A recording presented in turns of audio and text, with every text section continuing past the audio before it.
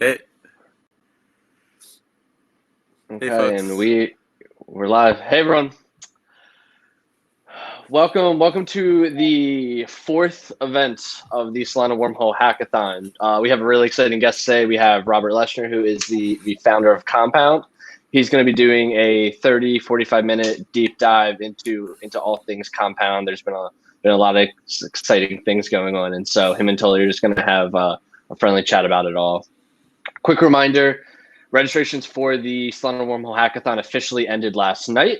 And so hacking has officially commenced as of this morning, and will go until the 14th. So we're excited to see what everyone ends up building.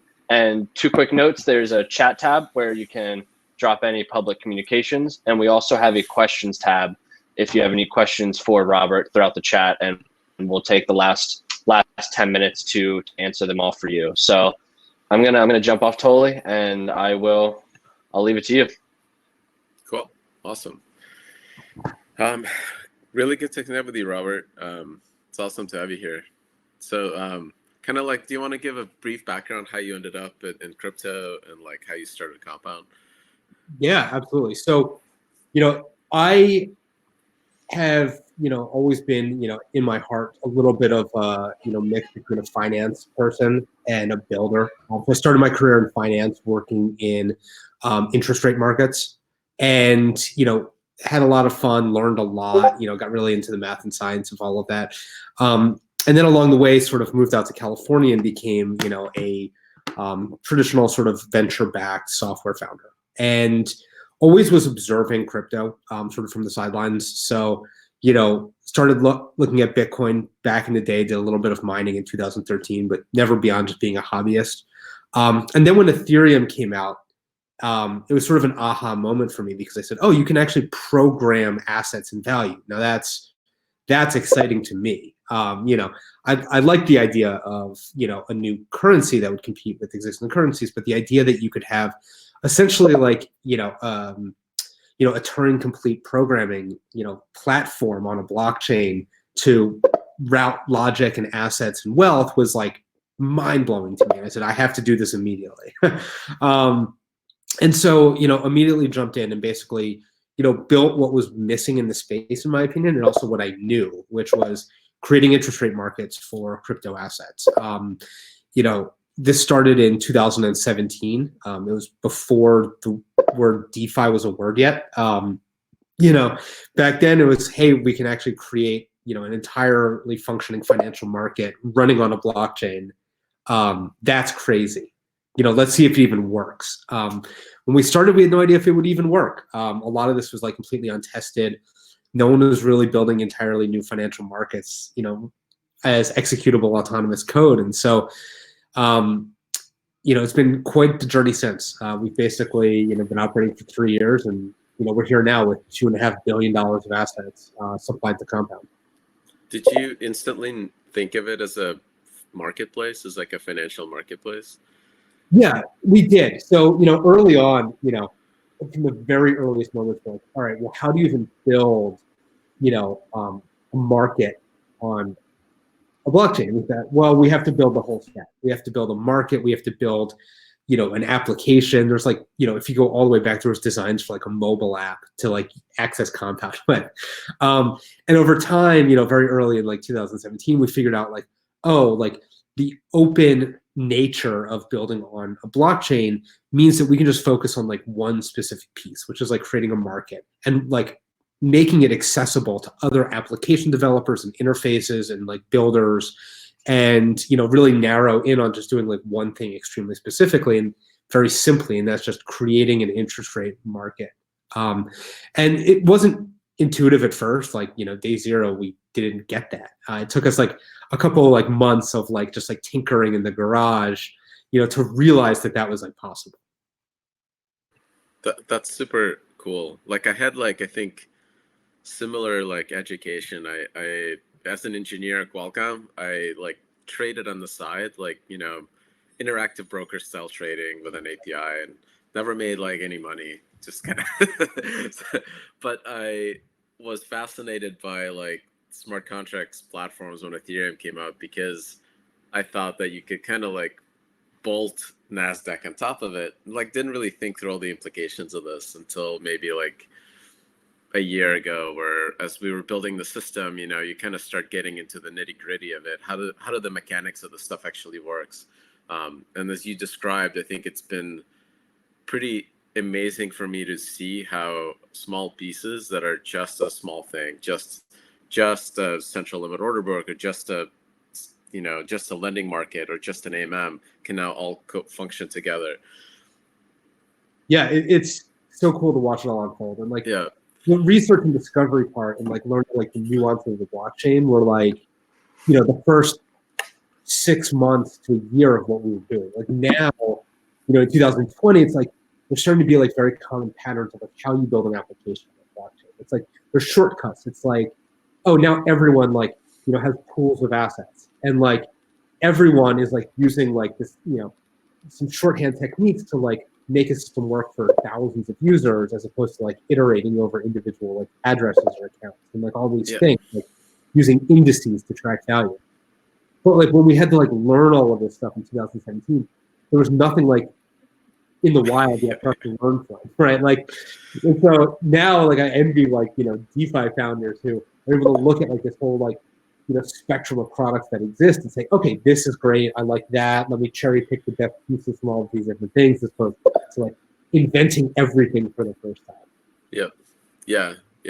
This was also like, I think, you know, people forget how early 2017 was for DeFi, because everybody was talking about store of value. That was like the only thing. And then stable coins were like just starting to come out. And I I was in this group, this DEX group on Telegram, and I was like, hey, Solana can kind of hit NASDAQ level speeds. I think we can actually run like a whole like thing there, do real price discovery. And like Kyle, like Multicoin, like our biggest investor, was like, DEXs are dead. Don't worry, don't focus on that. It's really funny. Yeah. Well, now they're coming back. I mean, yeah. Now I think like I just honestly believe that like if you have a system that can do state transitions as fast as the news, that's as fast as the market needs to be. And like these systems like can't achieve that speed.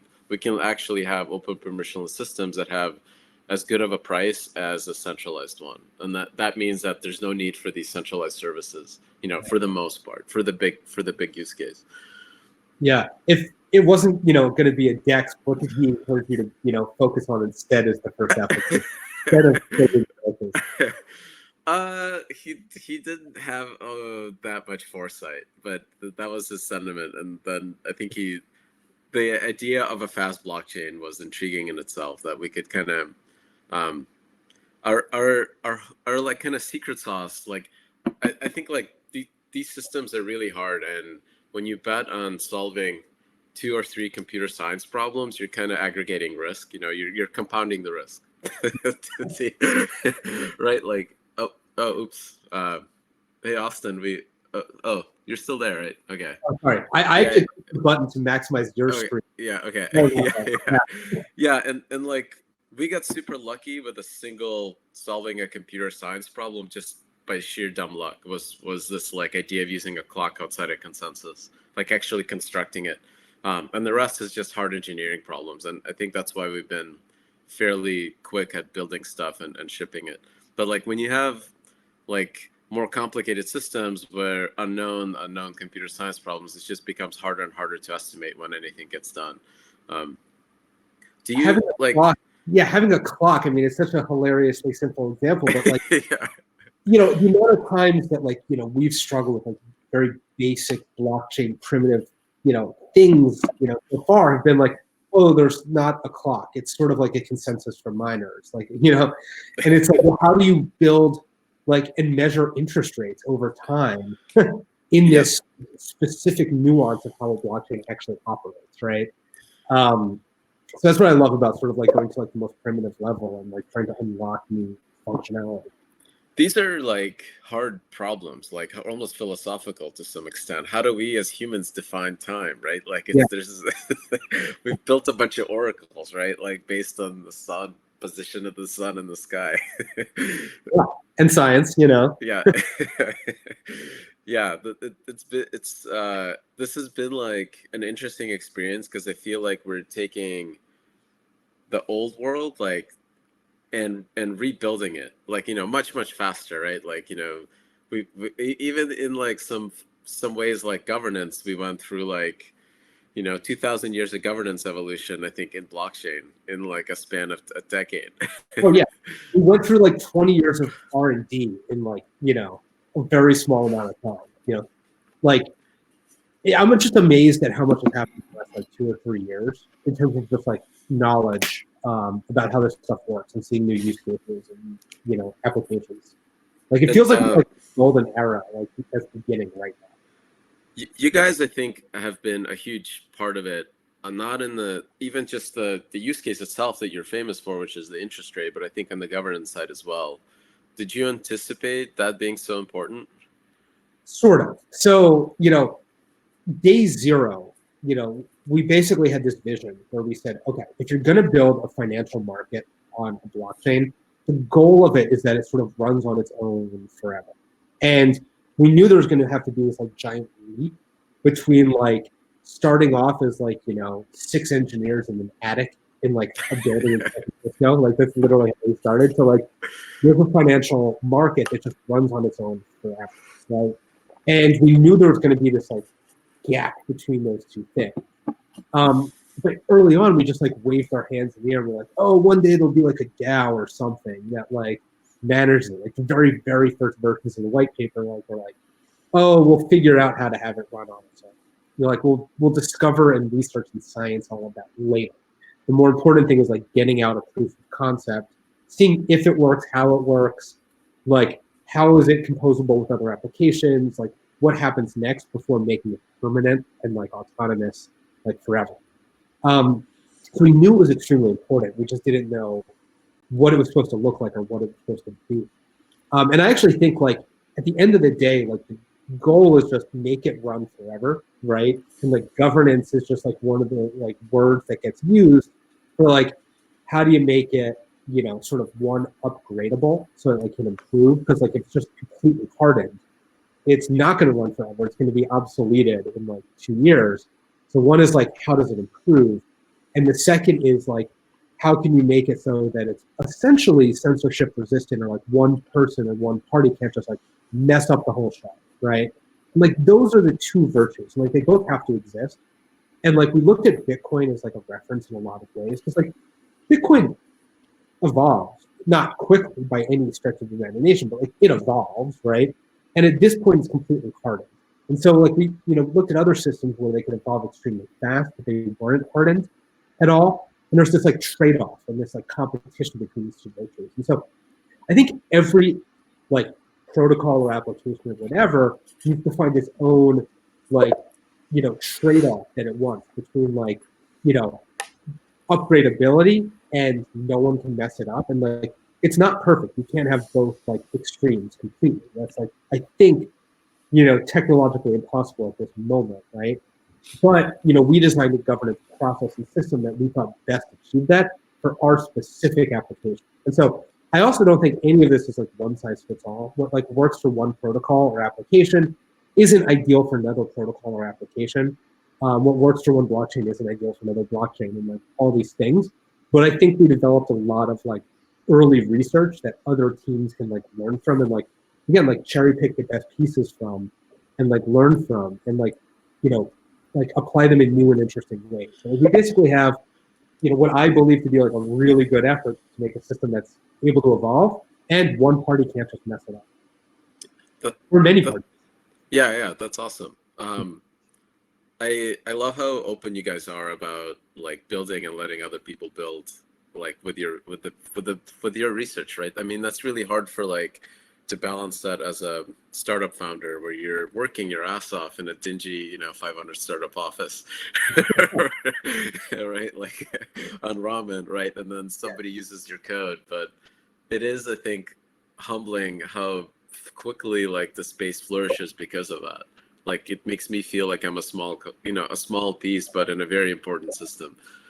Yeah, and like I kind of like firmly believe in like some of the sort of like open source virtues, because like one, the entire industry moving forward is good for both, compound the protocol, compound engineers who have visually felt it, like all these things. Like if the whole industry moves forward, like that's a positive, like a rising tide lifts all boats, right? Like anything we can do to like help just the whole industry go up is like a good thing. Like even if like it doesn't necessarily directly add value to us, it might indirectly add value to us. Like, and the second is that like even as people like take some of the things we've built, like we, think that like, it's not going to actually harm us, right? Like we actually think that like, all right, like having more, people using the governance tooling and framework we built, I don't see how it really harms Compound. Even having direct forks of Compound, I don't like think harms Compound, right?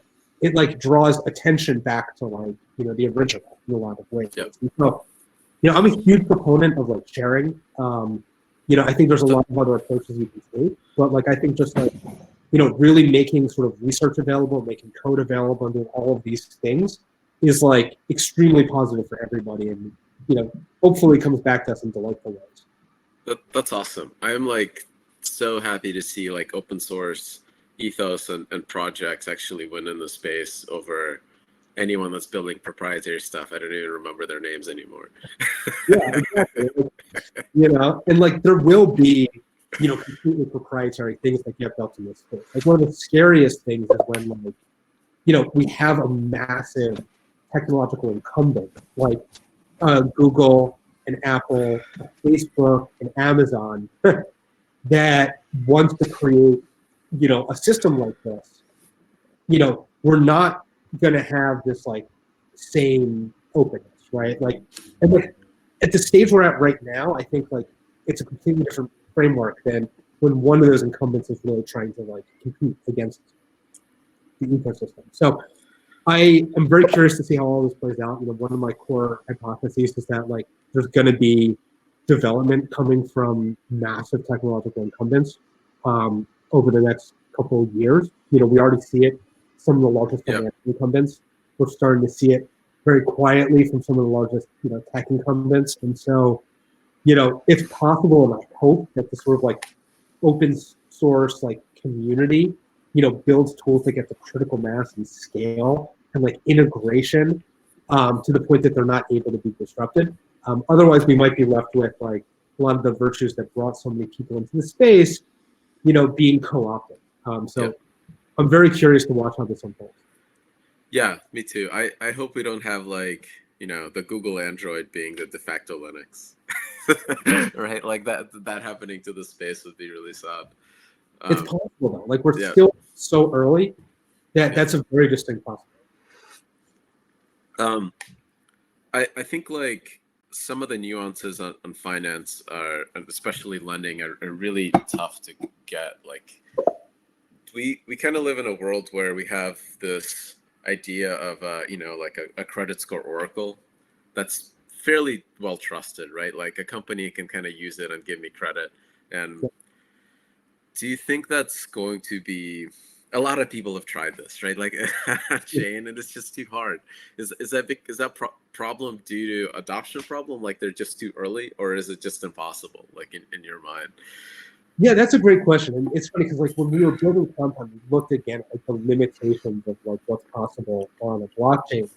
And we had to build a system that was like completely self-insulated and like insular, where it was like, all right, the system only relies on the data of the users that bring value into the system, period, right? And like we have to build something that works in that context. And so the system we designed was you can borrow, with an over-collateralized position. Why? We don't have to know anything about you. It's autonomous, it's instant, it's very easy to implement on a blockchain, but really there's no access to the outside world. And so everything we did from like, from the earliest stages of research, we had to rule out, using like, the reams of data that exist out there. And like credit decisions in the real world are now run with like massive amounts of data and information. I think at some point we might get like hybrids where like, outside of a blockchain, by the way, on any blockchain, storage is expensive, memory is expensive, like everything is expensive and like, even on Solana, on every blockchain, right? Relative to, you have massive, data centers and servers, right? So I think at some point we might like wind up with these very interesting hybrids where, you have data centers with just unlimited amounts of information, able to like crank the best decisions, but that serve essentially as APIs to blockchain, right? And like we might see all of these things, and like we're going to see lots of experimentation and R&D. Like right now on chain, there's really just no good way to do anything that's not completely encapsulated in one system. So over collateralized borrowing is sort of a must for how Compound operates, because each user brings all the value that's necessary into the protocol. But one day, we might see a system where something like Compound accesses information based on terabytes of data. Well, on chain.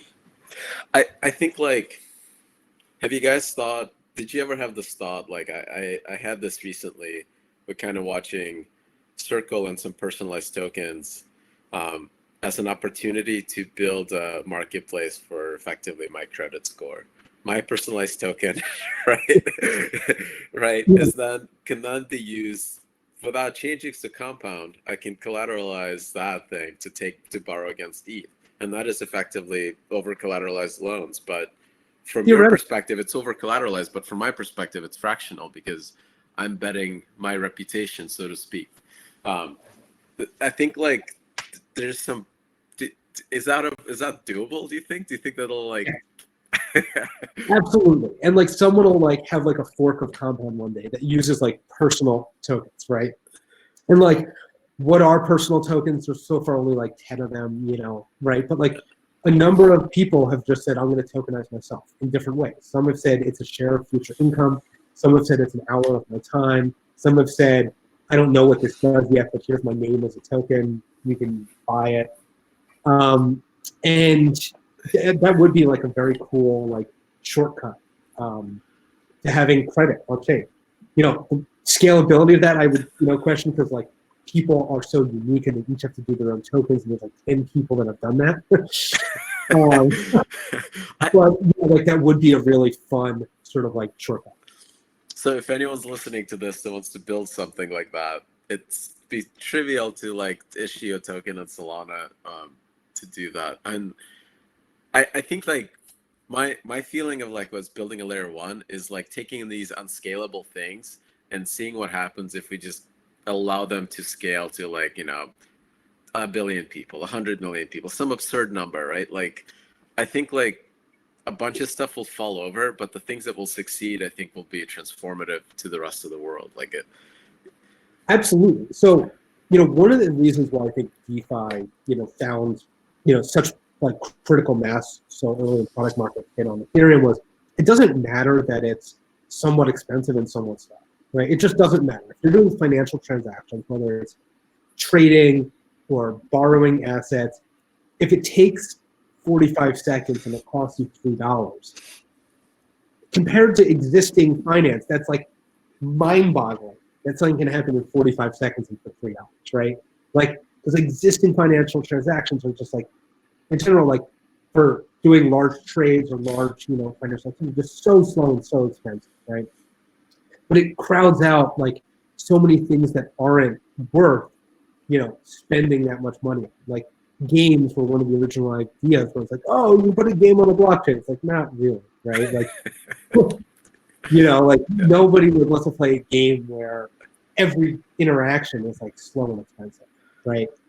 So that's a use case that doesn't work when you are focusing on having something that's like, I would say like very, secure and expensive to, modify. So I think like changing that framework and saying, well, let's make things like, cheap and scalable. I think you're going to see entirely new use cases that just didn't exist. They don't fit, with that prior framework. And so I think you might still see like, a bunch of things like staying put because it works, when it, takes 45 seconds to $3, but, other things that just can't function in that can flourish. Do you think, I guess this is kind of like, what are you predicting about the future, like the next couple of years? I can't possibly imagine the delta from 2017 to now. So I don't, anything could happen, right? Yeah, I think the delta from 2017 to 2020 is going to look similar to 2020 to 2023. I honestly think that in 3 years, the whole space could look radically different. When we find what is DeFi, you might have people saying like, "Oh, I'm going to use like, the JP Morgan compound," right? Well, I think that's likely in 3 years, right? I think you're going to start to see people plugging into like open, permissionless blockchains that you would just never expect. I think it's going to unfold extremely quickly. I think some of it's going to like displace existing players. I think some of it's going to 100x existing players. And I think it's, one of those things that like, it's unknown unknowns. Like, I just know the world's going to be very different in 3 years. Just because like, this has been such like fertile ground of like knowledge discovery. Like, we didn't even know how things were supposed to work 3 years ago. Now we have glimmers of like, here's how you build like financial applications on a blockchain.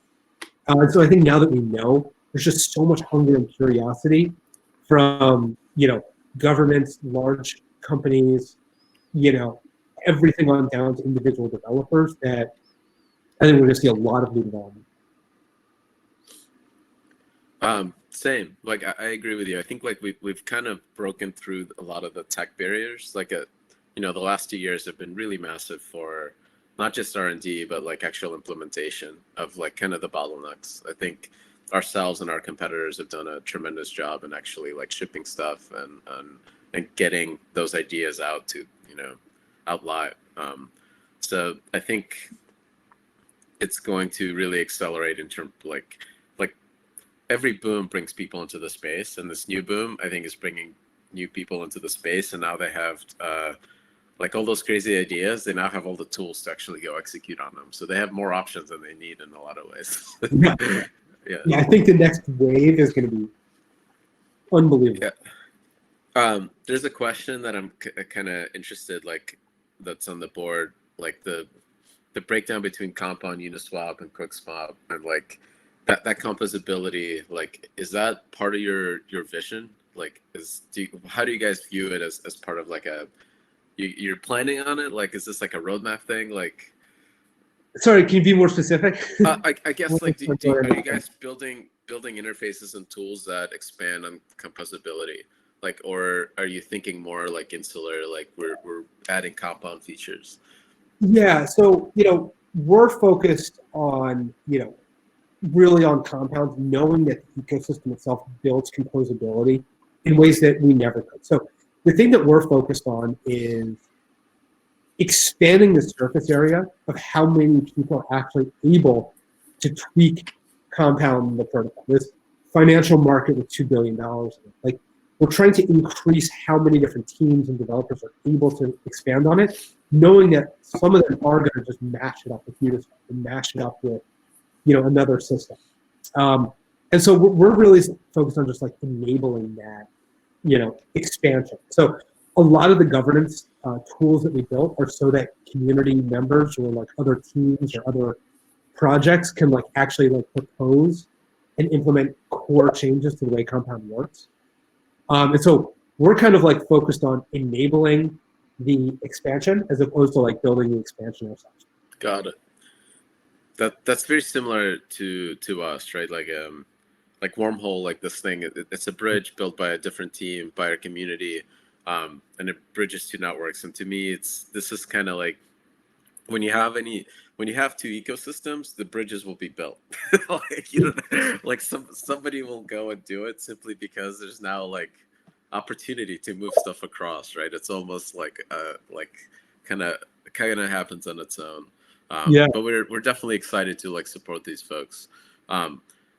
One thing that I've been kind of thinking about too is like the protocols that are being built.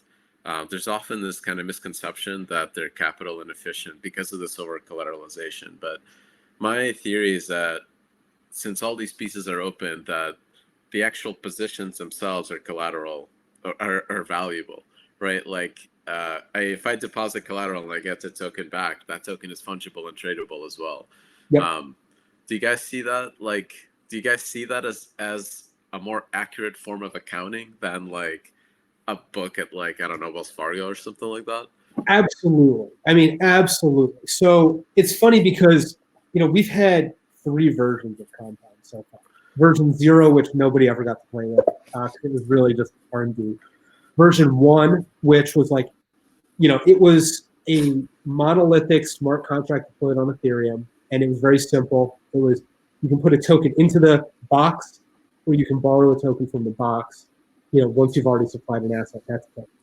And in version 2, we increased the sort of programmability of the assets inside Compound by saying, when you have a balance inside the protocol, we give you a second token that represents your balance that you can transfer, that you can trade, that you can move into like cold storage, that you can do whatever you want with, so that you can easily move the balances inside the protocol. And, that on its own is like crazy. Like if you have a, bank account at JP Morgan, like you can't program your balance there, right? Like you can't move your balance there except like by using like very specific tools that they give you, right? But being able to like let any developer move the balances inside Compound, that alone was like one of like the sort of like massive inflection points and sort of like adoption and utility, where the actual core protocol does nothing different. Like it literally didn't change at all. All we said was, and once you have a balance inside of it, you can just move that balance. That's it. And I think that is just so powerful. So I am like becoming religious about this idea, because I feel like this is akin to like building small programs in Unix that operate through pipes, right? Yeah. Like if I put a token into a protocol, I want a token out, right? And that's reversible, right? And to me, like this paradigm, I think, is like if you can design your protocols to match that, then you're kind of building, I think, robust and secure accounting systems, right? For like risk or something like that, for specific kinds of risk. You are. I mean, and it's just funny that like a token standard became the way that people thought about this. Like it didn't even have to be like a token standard, right? But it's just a standard to say value in any system you want to account for, you can track, and you can move, right? / program, right? It doesn't have to be a token standard. Like we used, a token standard that already existed to represent balances inside Compound, and like it's becoming more of a thing that happens inside DeFi now. It's like, oh, you always put a token in, you get a token out. But it didn't have to be that way. It could have been like an alternate standard where we could have said like, oh, there's a new set of like functions called, move or transfer balances. Well, somebody would have wrapped him with a token. Somebody would have taken the token. Yeah. That's, I think the beauty of it is that like software, flattens all roads, right? Like as soon as you give an opportunity, it's doable. And it's absurd how slow traditional fintech has been moving to making that possible. It's mind-boggling. Yeah. Well, I mean, it's because like, traditional finance and traditional fintech like operates with extremely narrow innovations, right? Where you're taking one thing, you are partnering with all of the different existing incumbents that you have to partner with to get permission to use their systems, and you're making one very small and narrow iterative innovation on top of all of the other incumbents that exist, and you're oftentimes partnering with all of them and getting their permission to make a very small iterative improvement. And the thing that I find like so massively powerful about everything happening in space right now is, one, don't need permission, and 2, the innovations are not small and iterative.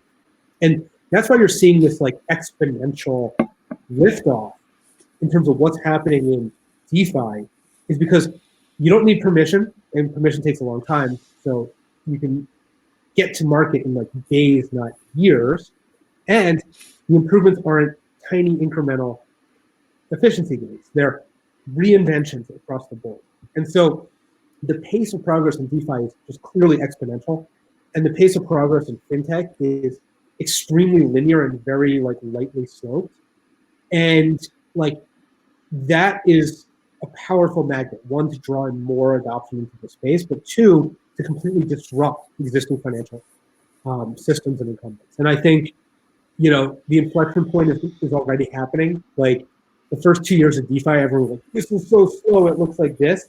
And now everyone's like, this is crazy, it looks like this. Like growth is going off the charts. Yeah. But it's an exponential system as opposed to a linear. Are you ever like lose sleep over the idea that there's a lot of like the recursive valuations of moving one token to another one and then stacking these smart contracts could a single bug could kind of bring the whole thing down? Absolutely. So I mean, this is like an extremely important concept that like very few users in the space talk about or understand, and like there's far less attention paid to it than there was even in like the year ago DeFi or 2 years ago DeFi. There's this concept of like low level financial primitives and high level financial products. Okay. Compound is like a low level financial primitive, right? Really, like once you get past the technical risks, right? And at this point, like with everything that's been done, like ideally the technical risks are understood to be extremely low. They're still non-zero, okay? Even at Compound, they're still non-zero, but they're extremely low. It's proven out with like a shitload of audits as well as like the Lindy effect. But like right now, you can say the risk of a flaw in Compound is very small, still non-zero. Just like the risk of a flaw in Bitcoin is non-zero. It's very, very, very low and non-zero.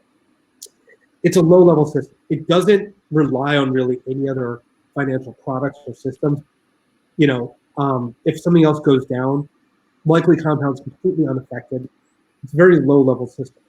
But then you have products on top that compose Compound and another system. And when you do, you actually have an exponential increase in the risks. If you have a financial product that combines Compound and a trading tool and it's a new system, you have probably 3 times the technical risk right away, and you have 3 times the sort of like market risk right away. Your risk in like one level higher is probably like 9 times. Okay, I'm just gonna estimate. Back of the hand. That's accurate. It's 9 times riskier. You're 9 times more likely to lose your money by building a system that composes Compound and something else into a new product, right? We can even say it's an order of magnitude higher risk. Yep. Right? You then have systems that compose these other systems.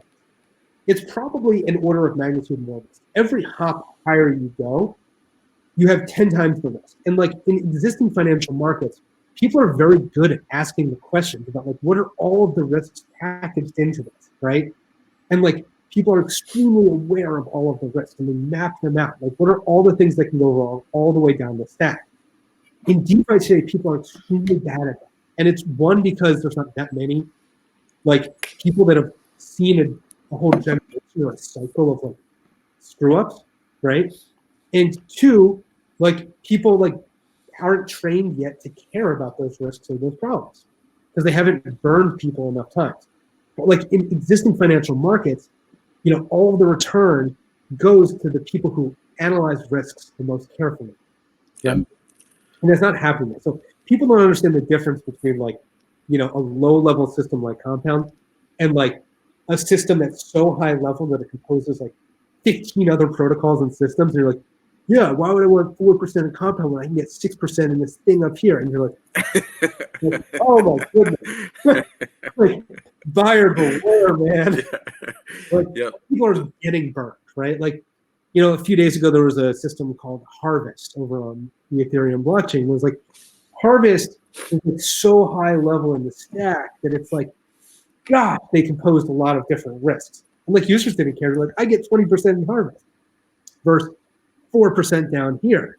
And it's like, you're taking 100,000 times the risk. Right? And like, and you saw it blow. And so, this is going to happen until people as an ecosystem get trained to start asking this question, looking at it a certain way. Eventually, I think the market will sort of like either sort of like self-regulate. When I use that term self-regulate, I don't mean like with like trade associations and things like that. I mean like the industry will start to like, police itself and ask its own questions and be like, well, where does that return come from? Like, what are the crazy like gotchas that could exist and like the risks that could exist to get there? And I think have you ever talked to Tarun? I mean that's his day job is modeling this stuff. I talk to Tarun every day. So me and Tarun, we have a small investment fund together. So we actually oh right, yeah. we invest in projects in the space together. So we spend a lot of time asking all of the questions like what can go wrong? Like what don't users see yet? What doesn't the user see? And like, are they building a financial product or market that like actually makes sense to like deliver, value to people for a long time coming? And like a lot of the things in the space right now, people just don't know yet are deeply flawed. Yeah, I think like we're gonna have basically like people running Monte Carlo simulations on these giant state machines and like trying to see where are the risk factors. And I think the world that we build will end up being much better and more responsive because of this like idea that everything's a token. Immediately start adjusting the risk on the market. If these markets are open and permissionless and these systems are like analyzable by engineers, it'll be a better world. Like I 100% believe that. Absolutely. Like my personal hypothesis is that, over time, more and more of the systems are gonna, whether you call it AI or machine learning, whatever, there's gonna be like machine operated oversight and management and calibration of all financial products, right? And the glorious thing about building on a blockchain is that you're making an open system that can be fully machine operated, right? Like existing finances run fundamentally with spreadsheets and contracts. That's extremely hard to machine operate something that's spreadsheets and contracts. And so it's going to be inefficient for decades, right? It's extremely easy to machine operate something that's like a computer program deployed on a blockchain. Like, that's like as ideal as it gets. So I had this like, in the super early days, I was like brimming with vision, and I kind of saw these systems as like the only place where true general purpose AI could form is inside one of these chains. And us as like running the validators and doing and trading and like getting tokens in return, we're ants. We're not aware of the anthill, right? Of the intelligence of the anthill. Right. I mean, crazy. Well, like we might be building a system and infrastructure that's just more fundamentally ideal for more rapid evolution and iteration later, where like the operators of these financial markets are just going to be robots. Yep. I guess let's look through some questions. There's some interesting ones popping up. I've asked one already. There's another one from Ben. Do you think about the future of Compound from a base layer chain approach? Like, are you thinking Ethereum, or are you thinking it's probably going to be Pareto efficient chains picking a certain use case, and probably be Compound will work in multiple of them? Yeah, so I think if Compound works on Ethereum, which for the record is expensive and somewhat slow, it can work anywhere. And I think it works better than like a trading system. So on a trading system, slow is like a disaster. You don't want something that takes 45 seconds, right? But for like borrowing, you probably don't care if it takes you 45 seconds to borrow an asset or 45 seconds to begin earning interest. So Compound itself is one of the few applications I think has an extremely natural fit with Ethereum. I think it works phenomenally on it. And therefore, there's less of a need for another chain to be like the logic layer for this system. But another chain should absolutely be the logic layer if it's like, we need to have fast trading. That's like extremely like, low latency. So like from my perspective, I kind of see like all smart contract platforms as fungible block space. It's just like some memory that people agree on. And it doesn't really matter if Compound is providing lending services on Ethereum because you can move those tokens through a bridge to Solana and then trade them and then move them back. Exactly. And nobody cares, right? Yeah, settlement Right. layer I actually think works great on Compound. Right. As more bridges between like Ethereum and Solana, then like, you know, you kind of actually prefer that like the base settlement is like on the chain that's like, yeah, we know it's like extremely expensive and slow, and like we know that like it focuses on having a huge amount of like, you know, block certainty and finality, like transactions. Okay, you know, to port assets back and forth and run them in Compound. So I think it's going to naturally evolve as other chains sort of pop up. There's going to be more and more bridges between Ethereum and other chains, and I think it's going to naturally start to extend. Versus like, building something, you know, for the first time on a new blockchain, you know, I don't think, you know, you have the same value. So I see this sort of web evolving between Ethereum and Solana and other blockchains and Compound, following the trail of those, you know, wormholes and that web between chains. So I think what else is what to me is also like somebody that's always thinking about optimizations is that these protocols provide almost like they can smooth away any kind of like technical complexity of dealing with like the underlying consensus. If you have like something that needs to wait, you know, for 90 seconds on Ethereum and Solana, you don't actually have to wait that. If I can issue a token and I can borrow from a pool on Compound, it can settle and repay my debt as soon as this bridge completes, right? But I can actually go start trading instantly. So then the interest I'm paying is this like 90-second like settlement time on like actually moving this thing over. And to me, like this stuff is complicated. It's going to compound the technical risk, but I think like, you know, software flattens all roads. And to me, like, I think there's a ton of opportunity to give people both a really super fast path and a really secure path where we're kind of reducing the real risks, right? Like collusion risk or intrusion risk and those kinds of things. Yeah, for sure. I mean, without a doubt. And, you know, I think it's going to be really interesting to watch sort of how it evolves. I mean, again, like, you know, I think it comes down to like, what is the natural use case being created? With Compound, you know, it's really like a fire and forget product. You're like, I'm going to supply an asset to Compound for 3 months. Like, I'm not going back for another 3 months. Yep. Right. And if you're going to be like using it for 3 months, like proactively, it doesn't matter whether you start at 12 o'clock p.m. or 12:01 p.m. Right. If your horizon for the position is 3 months, right? Or if you're borrowing for 3 weeks, right? But other systems where it's like market prices changing, if there's a trade that has to occur, the difference between 12 o'clock and 12:01 for like trading an asset is like night and day. And so I think it really comes down to like the innate nature of the product. So are you thinking of like a hybrid approaches where you have like because the collateral and the borrowing is tied to some price, right? It's tied to some price feed. Like there is effectively a risk engine that kind of liquidates.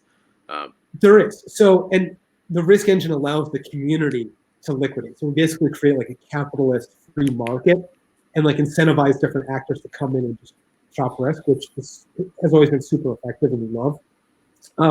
There is. And the reason though why, you know, the system works the way we've designed it is because we assume that it might take minutes or even an hour if something goes horribly wrong for a price to be like updated, right? And so the system relies on like significant excess collateralization. We say, all right, well, you have to have an extra 20% value, right? Because how long does it take for someone to liquidate you? It might take the amount of time it takes for an asset to drop 20%. It could be an hour, it could be a day, right? And so it relies on the assumption that things aren't instant. If you have this instant, you know, assumption, instead of requiring an extra 20%, you might require an extra like 10%. But you would still have like, you know, a conservatism in how you allow people to interact with the platform. Cool. And this is where I think like it would be interesting to see if it's possible to design the risk engine running on a faster portion and the settlement occurring back on Compound. And I think that's totally doable. You know, in effect, like bridges provide not just token transfers, but RPCs, right? Hey, did this thing happen remotely? Cool. Like, I guess. Do you see any other questions on there that seem interesting to you? I've not been looking at the questions. Oh but yeah. Okay. Most what interesting. what projects or protocols are you most excited about? That's a great question. I have been spending a lot less time thinking about things that are not compound lately, but the things that are most exciting to me are actually in the AMM space. So right now we're sort of in this like quasi renaissance of ideas about how to make efficient automated market makers exist. Whether it's on Ethereum or Solana or anywhere, I think we're entering this like really exciting sort of like discovery and research phase of like the industry where, you know, for better or for worse, most of the trading on most of the existing exchanges is done by automated market makers. It's just software that is trained to make markets, to buy and sell at different prices based on different logics and conditions, right? All the market making in the world today is automated. It's no longer dude waiting paper, right? All market making is automated, right? And we're evolving from like these very simple approaches and methodologies of automatically making a market by being like, oh, just throw a ton of capital into a bucket and like there's a formula that it's always going to buy or sell. And ignore the arb losses, right? Yeah, there's more intelligent approaches to programmatically be willing to buy and sell an asset. So I'm like deeply excited about all the different experiments. By the way, there's like hundreds of experiments right now of like, how do you have a market being made on a blockchain through software, right? There's like so many things that go into that umbrella, but like, I think that's really probably for the next like couple of years, the most interesting corner of the space for innovation to occur. And I think there's going to be a lot of innovation that occurs there. I'm really excited about that too, and I guess this is me like being very bullish about Solana because I think like the serum spot market is the kind of information that is extremely valuable to compute an AMM that can actually like get rid of some of the current inefficiencies. Like the fact that like you have like Alameda and Jump creating that book means that they ran their risk engines and they're giving you this information for free in a now securely atomic box, right, that you can like read. And this to me is like I think the huge advantage of like a hybrid, these like hybrid states that can be composed against each other. Yeah. And this isn't like AMMs versus clubs. I think this is actually both like complementary, because I think an AMM in the same system allows, you know, investors to kind of blindly click next and deposit, you know, their like value into something that is passive, right? Like it's passive income effectively. But they're leveraging this like other system that's like dynamic and with a very sophisticated risk engine that can take a hedge position, you know, on Serum and Binance, right? You can't do that from inside the box. But like leveraging that, I think, is massively valuable, and it's beneficial for both because now you have more depth, right? The market now is deeper, right? And that's good for everybody. Yeah. So like to me, this is like the coolest thing. Like composing both of these worlds together is now possible. It's gonna be awesome. Yeah. Cool. On that note, I think we're at our like 5 minutes out. I don't know if there's anything else you want to like. Is there anything upcoming that you want to share about Compound? Yeah. So I don't leak alpha, so nothing to share. But you know, I will say I'm always excited by things happening in the space. I try to be, you know, open to chat with pretty much any founder, any team. If you're working on something super cool, just hit me up on Twitter, hit me up on Telegram. You know, would love to just sort of like learn about what you're building and see if I can be helpful as somebody, you know, active in the space. So don't ever hesitate to reach out. I'm always willing to be a sounding board for new ideas. That's I would honestly, if you're listening, take him Robert up on that, because him and Tarun are probably one of the smartest people I've met. Thanks, Joel. Yeah. Cool. Well, thanks for having me. This has been awesome. It's been a real pleasure. Cool. Thank you, Robert. Thank you, totally. That was awesome. For everyone watching, this will be up on YouTube tonight. And we have one other event at 3 p.m. PST, which is a future of DeFi discussion. So I'll leave a link for that here. I think everyone's good to go. It was a pleasure, Robert. Thanks for joining us. Thanks for having me. Cool. Bye, All right, everyone. take care.